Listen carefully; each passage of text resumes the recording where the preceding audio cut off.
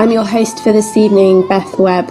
I am incredibly excited to welcome this evening in conversation with us the film's director for the Deloitte and its co-star, its co-writer and star, Claire Dunn. Hello, welcome both. Thank you so much for joining us this evening.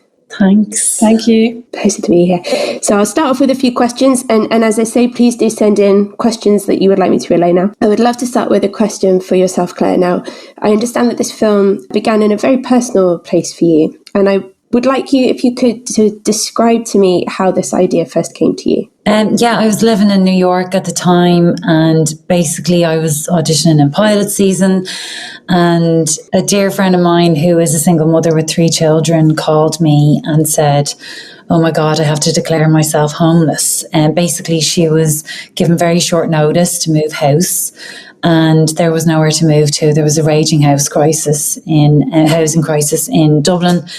And I suppose I was standing there in New York as an actor, not getting too far. And she was this mother in Dublin, not being able to find a home for her and her kids. And I just felt a sort of anger at the injustice of loads of things, as if everything felt like it was upside down and wrong. And so that night I was basically fantasizing on her behalf and ended up Googling about self-builds. And I was like, what if we just forgot about mortgages or waiting in queues for a house to be given to us in 10 or 15 years' time when the kids are already grown? What if we could just put our hands on bricks and wood and a bit of land and just build them ourselves? And I Googled and came across Dominic Stevens in a Guardian article talking about a house that he designed for himself for €25,000 at the time. And it blew my mind because it was a full home that he had built in 54 days across a year with the help of friends and neighbours. And I suddenly felt like, whoa, the answers are out there and there's so many solutions. How come I've never come across this before? And he actually has the plans online for you to download. And loads of people across the planet had already built his house in their gardens or on pieces of land that they got cheap. And that was it. That kind of woke me up. And then about an hour later, it was like I was about to fall asleep. And suddenly the idea came to me. It was a woman building a house for herself and in the process kind of finds a new community and transforms her life. And I thought if somebody was going to dare to do that in the middle of a Dublin housing crisis, they must be getting out of a really tough situation. And that was where the domestic violence thing came to me. It just came to me as an image that she was a fighter and a soldier and somebody that's like, getting up off the kitchen floor to go again every day. And that probably came about because of the work I did with Philida, and we had been working for a few years at that point in theatre. So I was just highly aware of the problem of domestic violence at the time because we were doing a lot of workshops, aren't we, with like prisoners and students and different things. And we realised this was a really deep-rooted problem in society that had a huge knock-on effect to the rest of the world and the rest of society, including like drugs and crime and prison sentences and untold emotional damage to people for years and PTSD, etc. So that's kind of where it came from. So the next day I bought a notebook and began that kind of journey. Yeah, of course. And you researched it thoroughly. You had the idea as well. But it was Philida who suggested or, presented this idea that you were to star in it as well. And Philida, I wondered why you asked Claire to be in this film. Well, I don't think that Claire necessarily wrote it thinking she wasn't in the film, but I think she felt, she can talk more about this, but that to get it made, it might be necessary for her to play maybe a smaller role in it. And I at first also thought maybe I shouldn't direct it because I wondered whether it needed somebody with more of an understanding of the sort of detail of the housing crisis and the Dublin landscape. But I guess 2 things. I began to wonder whether being an outsider an outsider who was, very much aware there was a similar housing crisis in London as there was in New York, where we were both working as well, and began to think maybe by listening to Claire and putting myself in the right environment, I could meet the sort of Dublin world of it. But crucially, I felt it would be insane if Claire didn't play the lead.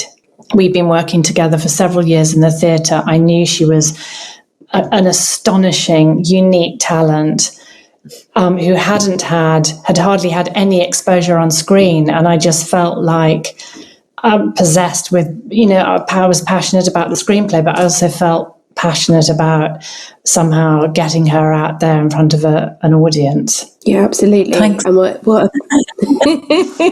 and what a powerhouse performance that was as well. We've got some questions through already, which is fantastic. We'll start with a simple one. How did you decide on the title herself? This is from David. Thanks, David. Well, I didn't. It's really funny because it was called Owned actually originally, but it was always just a thing that it was like, I think we have to change the title. And then myself and you and Chelsea and Element and Rory, the producer, we were out for dinner, and how did it happen? It was kind of just Chelsea. It just fell out of her mouth. She just kind of went herself, and everybody was like, oh, that could work actually. I mean, the problem with Owned was that everybody in America, when you said, what's your next movie, and you went Owned, and people didn't really know what you were saying. They couldn't really hear or see the words in front of them. And actually, it was interesting that those of us outside Ireland who kind of really heard the use of herself, meaning, the boss, the wife, the one in charge, the pun of that, and that it was about somebody finding themselves. I felt immediately, Chelsea, who worked at Element, said it, and she was American. I thought, my God, that's it. But the Irish, Claire and Sharon Morgan, were both kind of really found it quite difficult at first. Yeah, just at first it was like, tis herself, like the way we say it in Ireland. And I've already, I've squared it with myself that's my, that's probably my nickname until I die now. So, Oh, superb. It is a very cinematic film, which I think is wonderful. Like, it's bright and it kind of eschews any feeling of a real kind of, like a real kind of kitchen sink drama, which I suppose is what we associate when we think about films of domestic violence, certainly in the past anyway. And I wondered what your kind of reasoning was behind that, Phillida. I think that one of the things about the screenplay was that it was full of light and dark. And I think that, again, Claire can talk more about this, but that she wasn't just writing, speaking to, those of us who feel safe in our homes and should be perhaps contributing more to the kind of the civic space and putting more into community and lobbying for more social housing. She was actually wanting to give a message of hope, and that the screenplay also operated a little bit like a thriller. The question was, will Sandra get away from her past? Will she transcend it? So you had these very dark moments where she came close to Gary, but then you felt these climbs into her sense of self and her achievement and the community building round her. So she herself was on this kind of up and up and up, and you wanted to take the audience with you. And then, of course, you felt that reversal of action that was in the screenplay, where she came crashing down when Gary kind of encroached on her. So it was very much the kind of the music of the script that I read. Absolutely. I wanted to, we have a question about the script from Andrea, who asks, how does the co-writing process work? Like, how does that collaboration work, and how did it work for this film? I suppose, well, I obviously was writing it myself for years, and then Malcolm came on board in the final year. And really it was a funny process, because it was probably the most unusual and unique process, because basically Phillida is an amazing dramaturg. She was really protective of the script, and at the time I was just working very hard as a theatre actress, and BBC asked us to consider having a more experienced writer come on board, which at first is very scary, but apparently it's the norm. And I was like, whatever gets it made, you know what I mean? But we were really lucky with Malcolm, because Malcolm and Phillida kind of did a load of structural work on it for a while, and would ring me and ask me about certain things, and almost like run things by me and then go, oh, would you write a new thing for this or a new thing for that? So there was a thing where the weight was taken off me, because for so long, I'd basically been researching for so long about how you build a house and how you make a film, that it was like, I think I was just like struggling to carry it all by myself. So that was great. But then also Malcolm he rang me and asked me, could he read the very first iterations I ever wrote before anyone got their hands on it and developed it. And when I was a naive kind of starting out writer. And that was incredible, because he actually sewed back in some details and maybe some, I suppose, initial subconscious things that were actually important to the story, and weave them in somehow with an incredible, I don't know, deftness. It was just like beautiful. So the first ever new screenplay I read was sort of like one that I had sent in material to, but never actually finished off myself, then was sent to me, and it was like, whoa, okay. It was like this lifted thing, and it was kind of amazing. And then we kind of worked together in tit for tat and polished. And then I got it for the last 2 weeks before shooting. But it was a process and a journey. And I think there's an element of like, I think a lot of screenwriters should know that script editors and dramaturgs, or your director, if you're not directing it yourself, they are all co-writing with you. And it's for a reason. It's because we all have to stand up in a space and make the bloody thing eventually. And you're bound by locations and things like that as well. And there are people that might be more experienced than you as well, that can help you get what you need for a lot less work. So that was kind of our process, really. But it was lovely that, like, in the end, it was kind of handed back to me just for the last 2 weeks, just because they were kind of like, we know you basically held this thing inside of you for about 4.5 years on your own. So take it and just polish it, and off we go. One of the things he really helped with was, I think that during the development process, Claire had felt sort of not compelled to, but the suggestions from people about how other characters would be developed, and, you know, the backstory of this one, that one, the other one. And Malcolm came along and sort of pointed out to us that we were actually making a film about Sandra, and reminding Claire almost of what she was entitled to, which was to be the centre of this, and everything else was peripheral. And so in some way, I think he gave us the confidence to follow her, and not, you know, everything else fell away. With regards to, I mean, as you say, you had this script with you, had this story with you for 4.5 years, and you researched it rigorously in terms of house building, but also in terms of domestic violence. You workshopped together. I understand you went to a refuge at one stage as well with a really remarkable woman. I mean, there's a lot of knowledge out there already around domestic violence, but what was something that really struck you during that time, spending that time with those women? I think for me, actually, it was realising that they were really great crack. Fun, sorry, that's an Irish word. But as in, they were like amazingly strong, charismatic. It was like they were like soldiers, and it was a feather in their cap kind of thing. It was kind of like, yeah, I went through this hell for so many years, or I did this, I did that. But it was that thing of, it didn't define them. In fact, it helped them become this like really strong and clear spirit.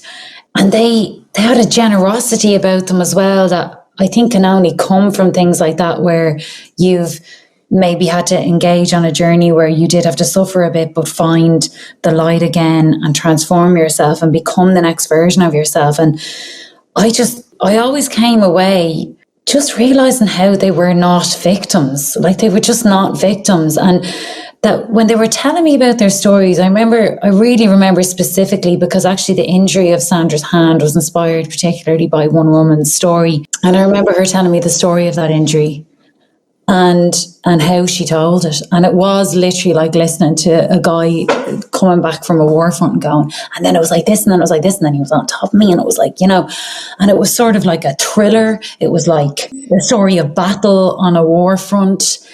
It was them fighting for their lives in the middle of it, thinking ahead, strategizing while this is happening to them. Incredibly smart people.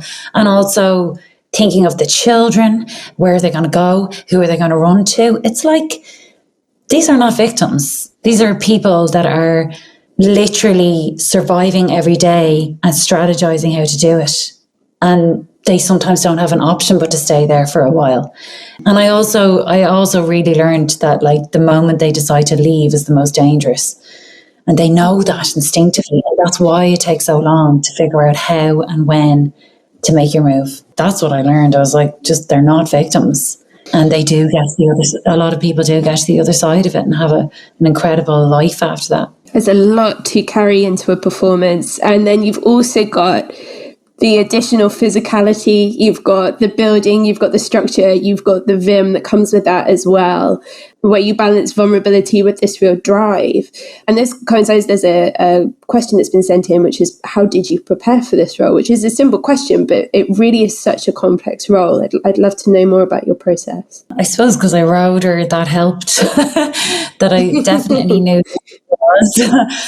I would actually say that I basically rooted it in the children. I realized that they were her petrol. Like, everything was for them in the beginning and the love of them. And I think that's what helped me push through or understand her center point. But it was difficult. It was physically draining and everything. But for me, it was like just thinking of all the people I met along the way that had been a Sandra or had worked with somebody like Sandra. And I felt like I just need to honour that. And then every time Claire, the actress, is having a poor me moment and needing a hot bath and a sleep, instead of getting up to do another day's film, and just remind herself of those parents get up every morning for those kids, like every day. Like, I had a new admiration of single parents. I just thought, wow. So really it was just doing it for everyone that I met. And that sounds a bit like, I don't know, probably sounds a bit worthy, but it genuinely was something that fed this role and fed the writing. But anytime I play a role anyway, separate from this, I always meet real people who have been that. And I do find that feeds my energy, that feeds me as an actor. That's how I kind of get in at it. So I'd say it was kind of that, really. Just that and hot baths at the end of the day. You just soak the muscles. I wanted to come back to the children, who are just extraordinary in this film. And we have an audience question. How did you get such good performances out of these young, bright young actors? Well, Louise Kiley, who cast the film, was incredible at getting us to meet a huge range of kids. And Claire came in and worked with them. We workshopped kind of quite extensively to try to find ones who were able to listen in the way that they did, because it's very hard when you're doing take after take to really listen as if you've never heard the thing before. But they were both great listeners. Molly McGann was experienced. Ruby Rose was not, but they were the most extraordinary spirits right at the centre of the film. And in a way, they defined the whole sort of vibe of the unit. They knew you couldn't patronise them because they knew exactly what they were part of. Their parents had prepared them brilliantly. And they knew it was a very grave subject, but they also knew it was play, it was make-believe. And yeah, they're extraordinary children who are very, very excited that the movie is finally going to open. I was going to say, so the film has it's had a short life before lockdown. It's now, at the start of a new life. I was wondering what sort of comments or feedback you've had from people, especially perhaps those who have been affected by issues in the film. Have people reached out to you both, for example, and kind of let their thoughts known? I mean, we were both, when it went to Amazon Prime in the States, at first we were, having seen it at Sundance with a huge audience and heard what, amazing happens in America when people feel something, they make a sound. And so to be in an audience that was gasping and laughing and crying was just really overwhelming. So when we heard that they felt it was necessary to put it on a streaming platform, of course you have, as filmmaker, actress, okay, You don't, there are bigger things at stake here. We're in the middle of a pandemic. But I think that actually, the responses to it online, people who've received it in their homes during this period when we know there are millions of people across the globe who are at risk of domestic violence because of the sort of impunity with which people can abuse behind closed doors, to sort of read the comments online has been absolutely amazing. And to hear the number of people, not just victims of domestic violence, but people working in the field who've commented on how Claire's description of the impact on children of the aftermath of this and the visits to the abusive partner, etc., are so accurate that the film might be used as a learning tool for people working in this field. And I think that's been really moving, that it's sort of both, of course, it's a work of fiction. We hope it's a work of art, but ultimately it does serve other purposes as well, I think. We've got an audience question that ties in quite nicely with, they ask, would you say this film gives inspiration to those in similar situations? Well, I suppose we kind of hope it does. I mean, without hopefully being too painful to watch, I hope it does inspire some sort of message of just hope, or just the thing of you can make the first step. It's not you're not just imagining this is happening. If you're really identifying with this and this is happening to you, I think on some level it might validate the reality of it, because if you're in a situation like this, you're very gaslit and you don't really have your own neural pathways strong enough to make decisions for yourself. You're in a very vulnerable place, and your only operating thing is to work around the person that is kind of controlling you. So if you see something like this and it makes you realize that, at least give you clarity, the main thing I hope is that somebody takes from it is I could just ring that helpline. I just saw a leaflet about that, or a sticker on the back of a door about it, or just even reach out to somebody that you think you could in the neighbourhood without anyone knowing, and doing it safely. I think that's, I'm not under any, aspirations of it could change someone's life and they'll completely transform and then go build a house. Not as big as that, but I do feel like films can just give you a message, like any film, loads of films did for me as I grew up and helped me out at different points. Yeah, I do just hope it gives that message, just to reach out to somebody that is some sort of a lighthouse out there for them, and reach for that lighthouse and go towards it. That's the main thing. I really like that idea of a lighthouse. It's very, very nice. Yeah. It's a film about domestic violence. It's a film about hope. It's also a film about community and people helping each other, which is something that I really, it felt very, especially at a time of isolation, that felt like a really significant thing to watch. And I'd like to ask you both what this film says about community for you. If I start with you, Phillida. I mean, during the last 20 months, I just feel we're all asking ourselves, am I a good neighbour? Was I ever a good neighbour? Might I need my neighbour to save my life now? Who am I in a community? I mean, we've had community taken away from us, and yet we need it badly. And now we're stepping out into a kind of different world. So I feel it's not its meaning has been changed, but I hope its meaning has been sort of brightened and intensified by what we've all been through, and that the word mehel, which lies at the centre of it, is sort of it's asking us just to give a little bit more for nothing to those around us, I think.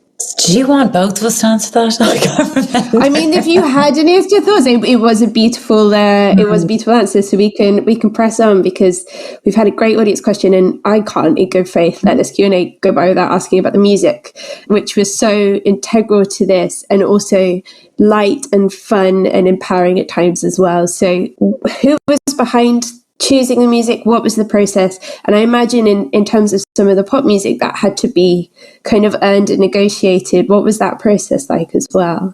I mean, Claire had written Sia into the screenplay as somebody who, the kids and Sandra were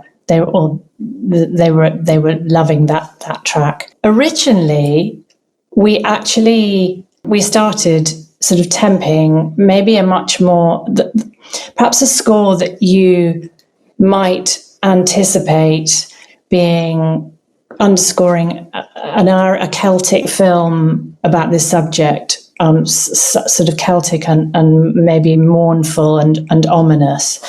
And then I think there was a day when I remembered an earlier draft of the screenplay where Claire had written in that Sandra had an iPod and had tracks in her head when she was cleaning, and tracks that kind of perhaps blocked out everything else, and just decided to do away with the music that somehow would insulate the whole film and give it a kind of continual same kind of atmosphere, and just go look at what she might be listening to or what might be around her. And then Claire and I started listening and talking, and there was months of playing crazy stuff, a lot of very indie stuff, and then finding some big hitters that we felt were on the building site. It was just a gradually evolving gig for us in a way. Mm-hmm.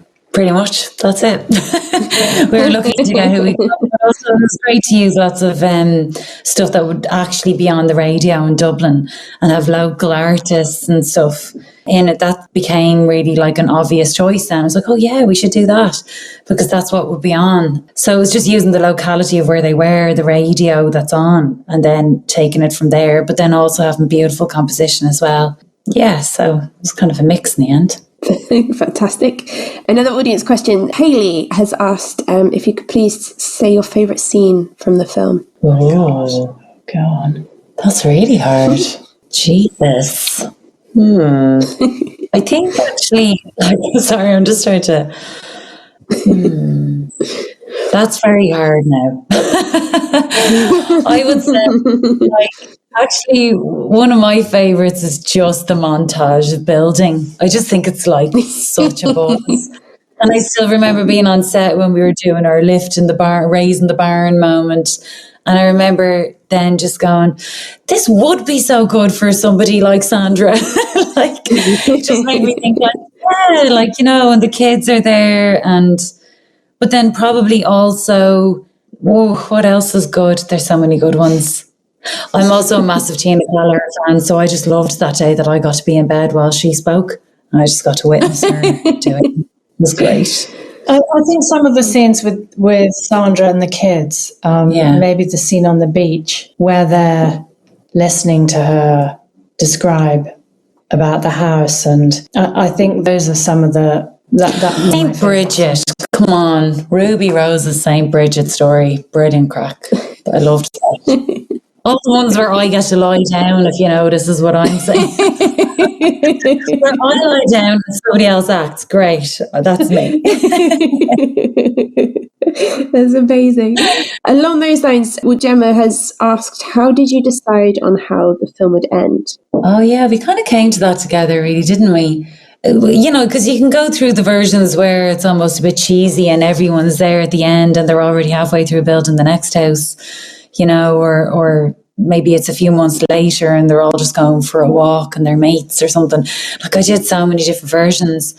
But in the end, I was going to express to Phil at one point, I was like, I think it has to be about the will to keep going, and that it's about her and her girls and a decision to go forward, isn't it really? And I don't know, I guess I didn't want it to be too cheesy, a little bit more about what really gets you through life, those moments when everything's quite stark, but you have this spark of hope or spark of something moving forward, and that little spark becomes something bigger, obviously.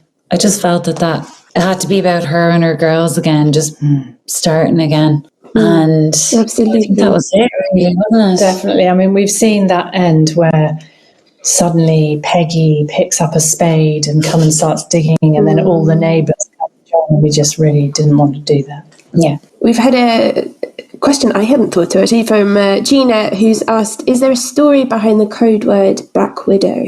Yeah, it would have been 2014 when I started writing it, in 2015. Like, for about 2 years I was just working it on my own, and I have nieces that at the time would have been around these kids' age, and I used to just ask them questions because that was like a form of research.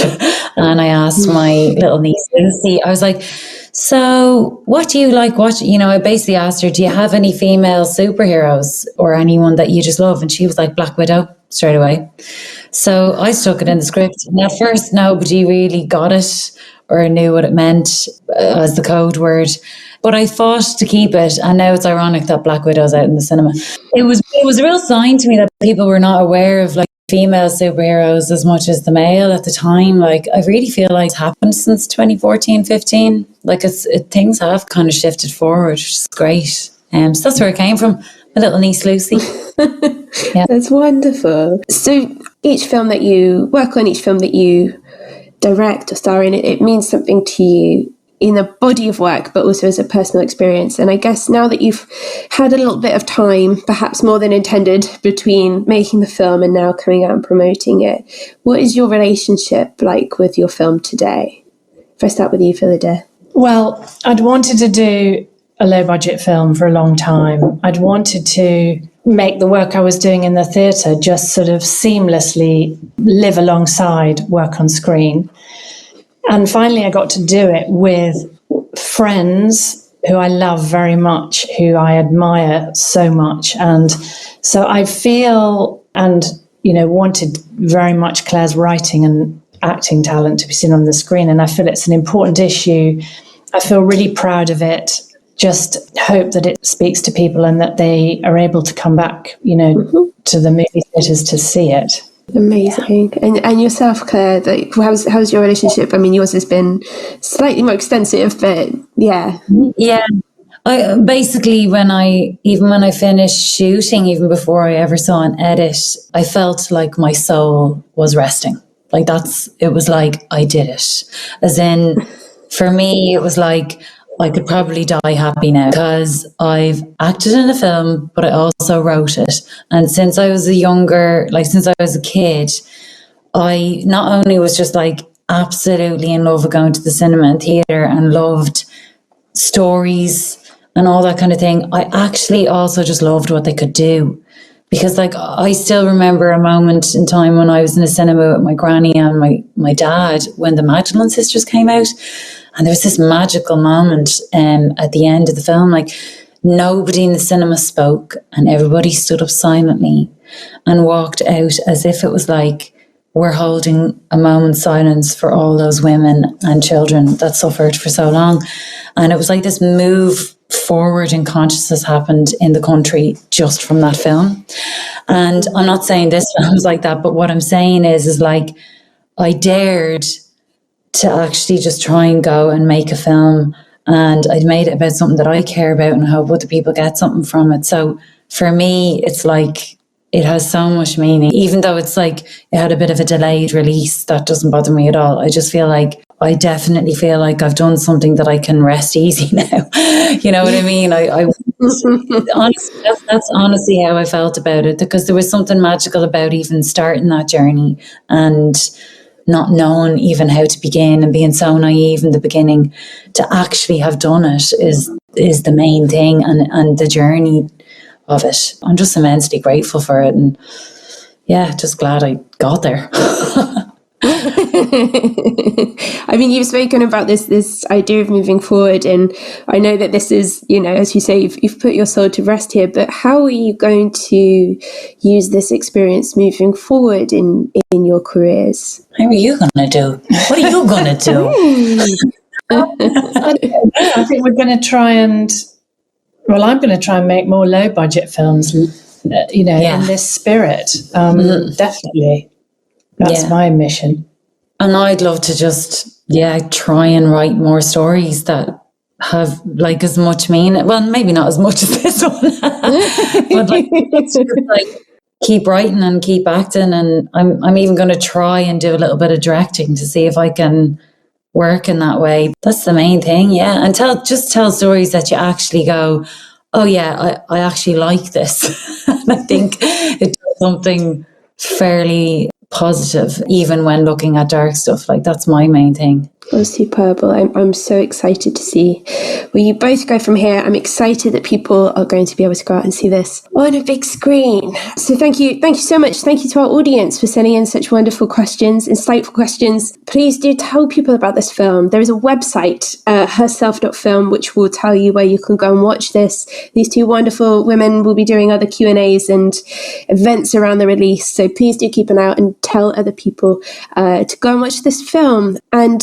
thank you so much to you both. Yes, it's been wonderful, a really wonderful experience. So thank you both for speaking with us this evening. Thank you. Thanks a million. Thanks a lot.